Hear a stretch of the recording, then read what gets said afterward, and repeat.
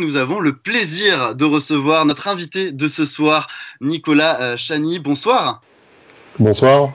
Alors Nicolas, vous avez fait partie des pionniers de la radio sur Internet. Vous avez bossé aussi en radio, notamment à Énergie, et vous êtes président de l'Internet Society France. Merci donc d'être avec nous. Et le président Emmanuel Macron l'a annoncé le 13 avril au soir, il y a 2 jours. L'application Stop Covid, elle est basée sur le volontariat et elle va être déployée dans les semaines à venir pour géolocaliser les Français afin de limiter la propagation du virus. Mais vous appelez à une grande vigilance. Pourquoi ? Alors, d'abord, je vous remercie d'avoir cité mon passé, mon très lointain passé de radio, ça me rajeunit pas. En fait, pourquoi on est vigilant ? D'abord parce que dans tous les pays où ça a été testé, il n'y a pas vraiment de pays où on a dit c'est super, c'est vraiment ce qu'il fallait faire. Donc déjà, nous, notre inquiétude, ce serait que ce soit une solution magique et qu'on se dise pas que c'est une solution qui est dans un arsenal de solutions.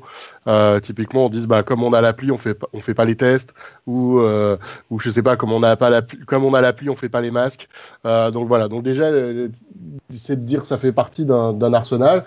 Et puis ensuite, quand on parle d'application, c'est tout de suite faire attention aux libertés individuelles et déjà surtout que ce soit limité dans le temps, parce qu'en fait tous les risques qu'on a aujourd'hui, c'est que tout ce qu'on cède en termes de liberté, on le cède pour les raisons d'une crise sanitaire, mais est-ce qu'on n'est pas en train de les céder à plus long terme ? Donc c'est là où on a une inquiétude et une vigilance. Mais alors justement, c'est quand même une application qui va être basée sur le volontariat. Donc ça veut dire que les gens qui vont télécharger cette application Stop Covid seront conscients de ce qu'ils font. Alors pour l'instant, comme vous et moi, on ne sait pas ce qu'il y a dans la tête de nos dirigeants. On ne sait pas ce qu'il y a dans l'ordonnance qui sera écrite. Et d'ailleurs, il va y avoir un débat parlementaire. Donc, par exemple, la CNIL a dit qu'elle serait vigilante sur les conditions du consentement. Parce que imaginez que vous soyez libre ou pas de télécharger l'application, mais que, par exemple, vous soyez libre de sortir uniquement si vous avez téléchargé l'application. Dans ce cas-là, on pourrait dire qu'on atteint à vos libertés. Parce qu'effectivement, il y a un consentement, mais le consentement, finalement, vous êtes quasiment obligé de le donner si vous avez envie de sortir. Donc, en fait, ce qui va conditionner en fait l'accord ou pas de personnes comme nous sur ce type d'application, c'est justement le curseur qu'on va mettre sur les libertés. Donc pour vous, clairement, en fait, aujourd'hui, l'application Stop Covid, est-ce que finalement, on ne devrait pas repousser cette idée et se concentrer sur d'autres idées plus essentielles comme les tests, les masques, tout ça ? Alors moi je suis pas épidémiologiste, je suis pas dans le monde de la santé, donc je laisse ces décisions aux gens du monde de la santé. Je suppose qu'il faut des tests, je suppose qu'il faut des masques. Je dis que si l'application fait partie d'un arsenal, dans ce cas-là, on doit être vigilant et on doit notamment faire en sorte que la société civile soit partie prenante. On a proposé que le Conseil national du numérique soit une des instances qui soit vigilant sur justement l'application de cette application. On a proposé aussi que la CNIL, la Commission des droits de l'homme, et puis le Défenseur des droits soient garants des libertés de cette application. Et ce qu'on souhaite toujours, c'est de dire... il y a l'idée de l'application, donc il y a le texte qu'on va écrire, et puis après il va y avoir la mise en œuvre. Et ce qu'on souhaiterait, c'est que ces organismes-là soient pas consultés juste au moment de l'idée, mais soient consultés jusqu'au bout, c'est-à-dire au moment où on est en train de mettre en œuvre cette application. Parce que c'est là où on va se rendre compte des biais, c'est là où on va se rendre compte de peut-être quelque chose qu'il y a dans l'application qui fonctionne pas, et donc il faut que toutes ces organisations, qui sont garantes de nos libertés, soient présentes au moment où on va mettre en œuvre cette application-là. C'est quelque chose qui est très important pour nous. Et justement, vous, Internet Society France, est-ce que vous avez déjà été consulté ? Alors, on a été consulté par plusieurs groupes qui nous ont auditionnés, pas des groupes parlementaires encore, mais plusieurs, soit associations, soit même partis politiques autour de cette application qui sont venus nous consulter pour justement recueillir notre avis sur le sujet. Donc on leur a dit ça. On souhaite aussi que ce soit une application qui soit en code ouvert, de manière à ce que la communauté technique puisse aller décortiquer l'application et justement dire aux utilisateurs attention, il y a un biais là, ou jouer son rôle de lanceur d'alerte. Après, on a aussi une petite inquiétude quand même sur ce type d'application. C'est une sorte de sentiment Une fois que vous avez l'appli, vous pouvez vous sentir protégé. Quand même, il ne faut pas oublier que dans cette application, on n'aura pas les élèves de maternelle, on n'aura pas les petits, on n'aura pas les gens qui sont à l'école élémentaire, et puis on n'aura pas non plus les personnes âgées qui sont souvent pas équipées d'un smartphone suffisant. Et donc finalement, on se dit, est-ce que ces deux populations-là, qu'on le voit d'un côté parce qu'ils sont peut-être porteurs, de l'autre côté parce qu'ils sont peut-être en danger, finalement vont être exclus de ce dispositif. Donc c'est forcément une solution plus globale. Et en fait, il ne faudrait pas que ce soit... notre crainte plutôt, c'est le côté magique. Et la technologie, ça a toujours un côté magique. Tiens, super, on va faire une appli, hop, ça va tout résoudre. Bah, en fait, c'est un peu plus compliqué que ça, quoi.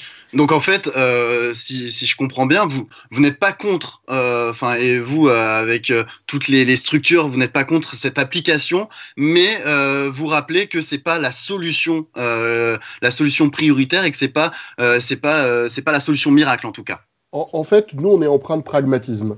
Donc en fait, vu les annonces qui ont été faites, le président de la République a en plus annoncé un débat parlementaire. C'est sûr qu'il y aura une appli. Donc en fait, on peut faire plein de campagnes pour dire on veut pas d'appli, il y aura une application. Donc nous, on préfère faire des recommandations pour que l'application se passe bien et se passe dans un bon cadre, plutôt que de dire on veut pas d'appli, mais de rien proposer, et du coup de se retrouver demain avec une application qui soit peut-être pire, parce que finalement, on n'a rien fait.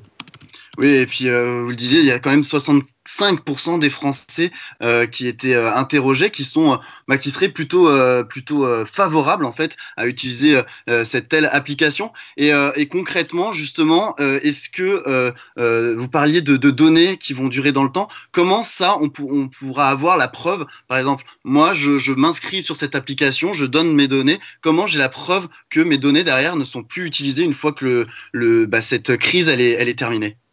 Bah, la preuve, c'est la seule preuve que vous pouvez avoir, c'est que justement on mette en place des gens qui surveillent ça et qu'on mette en place des organisations qui surveillent ça. C'est pas pour rien qu'on a parlé d'organisations comme le Conseil national consultatif des droits de l'homme ou la CNIL, qui sont du coup des organisations qui sont indépendantes de l'État, donc qui à un moment donné peuvent dire à l'État attention, dans l'ordonnance il y avait écrit que ça s'arrêtait, et puis finalement ça s'est pas arrêté. Et puis après, il y a aussi quelque chose par rapport aux données, c'est qu'il faudra être vigilant sur la minimisation des données. C'est-à-dire que finalement, pour vous dire que vous avez rencontré un tel, etc., on n'est pas obligé de garder beaucoup de données sur vous. Et du coup, l'application devra justement minimiser ces données, parce qu'il faut rappeler qu'on fait appel à des données de santé. Donc, on a des cas dans des pays où finalement, par des applications où on a réussi, ou par telle ou telle chose, on a réussi à savoir que c'était un tel, et que du coup, après, tous vos voisins savent, parce qu'avec votre application, ils savent que c'est vous. Et du coup, on voit bien les voisins qui vous mettent des mots dans la boîte aux lettres parce que vous êtes infirmière, parce que vous êtes gay ou parce que vous êtes chinois. Si en plus, vous avez une application qui est capable de vous dire que votre voisin, il a peut-être le Covid, et d'ailleurs, c'est pas très sûr, mais ouais. peut-être il l'a. Et du coup, on peut amener quelque chose comme ça d'un peu complexe. Et en fait, tout le problème de ce genre d'application, c'est l'anonymisation correcte, et puis c'est soit le sentiment d'être en sécurité, soit carrément l'inverse, c'est-à-dire le sentiment d'être en sécurité, alors qu'en fait, vous ne l'êtes pas du tout, parce que vous avez croisé des gens et que l'application ne vous l'a pas dit. Et voilà, il y a beaucoup de biais dans ce type d'appli. Donc une application qui va demander énormément j'imagine, de travail, de réflexion avant qu'elle soit mise en place. Au niveau de la France, on en est à quel niveau par rapport aux autres pays? Est-ce que c'est... Alors j'ai pas d'informations sur ça. Je crois que l'État a fait appel quand même à l'INRIA, etc. Donc a fait appel à des experts, du sujet, à tout ce qu'on trouve en termes d'experts dans la sphère publique. Donc ça, je trouve ça que c'est très bien. Et c'est quand même, je pense, la première fois où on va avoir un débat parlementaire sur une application. C'est-à-dire qu'on est quand même sur quelque chose d'assez nouveau. Et finalement, je pense qu'en ça, le président de la République a entendu qu'il se passait quelque chose en disant je vais quand même faire une application, on parle de traçage de personnes dans un environnement de crise sanitaire avec des données de santé. Donc je dois faire un peu attention et je dois avoir l'accord de la représentation nationale. Bon, là, je considère que c'est vraiment un pas qui a été fait, le fait qu'on dise qu'il va y avoir un débat sur cette application-là. Merci infiniment Nicolas Chagny d'être avec nous. Je rappelle, vous êtes président donc de l'Internet Society France. Et puis j'avais oublié de le préciser, mais vous avez aussi monté une école de numérique qui s'appelle WebForce 3. Voilà, donc merci en tout cas de nous avoir apporté votre éclairage sur cette application. On retient donc que voilà, il va y avoir une application, mais à utiliser avec une grande vigilance et on suit automatiquement le parcours de cette application. Merci encore une fois, Nicolas Chagny, d'avoir été avec nous.